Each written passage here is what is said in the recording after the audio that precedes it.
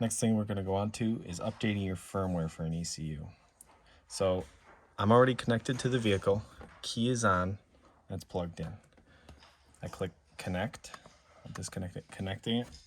So that way you're connected to the vehicle.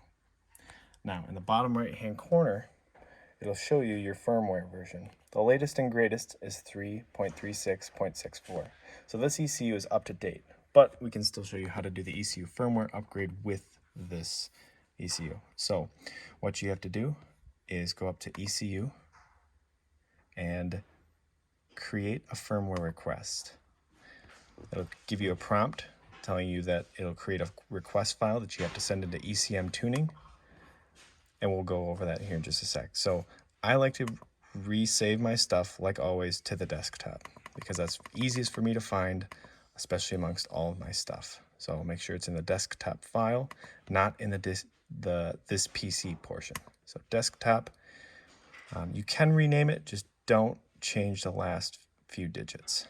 So I generally just save it like this because my desktop is fairly clean, so we'll save it. Next step is we're going to go to our ECMlink. You can type in ECMlink firmware request or ECMlink firmware upgrade. First one. And what it's going to do is give you all the latest and greatest options, like they add a fuel prime option, some options for flex fuel, and just making sure that you have the capabilities that the latest and greatest have because it's free and extra safety measures are always a good thing to have. So now that you're on this page, you're going to choose that same file you had earlier. So it comes right up to my desktop because I've gone through it before. Just navigate to your desktop and find that file. So you're going to click it, open it, and it'll say down here that you've got the correct firmware. So when you submit it, it'll create a new firmware request based on what you sent. Now this is going to be different for each ECU. So if you have couple ECUs or more than one, you have to do it individually for each ECU. So you click it and it'll download that update in the bottom left hand corner.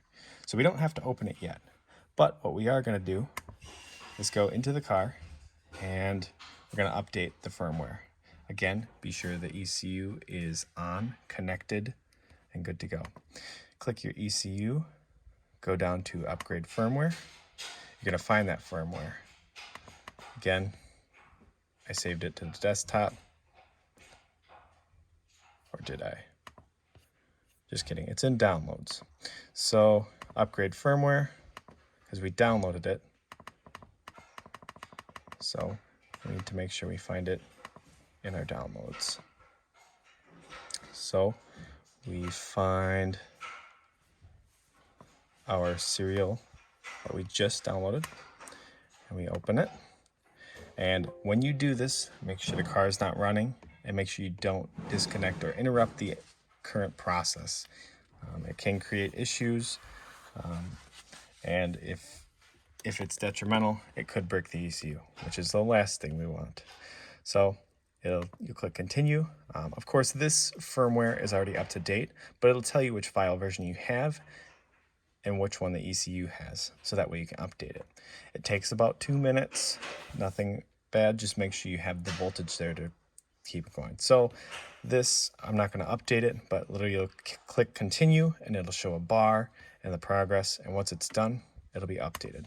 From there, you'll be disconnected from the ECU, reconnect, and verify that your firmware version is up to date. Then from there, you have all the latest options, and if they update it again, you'll know how to update it from there.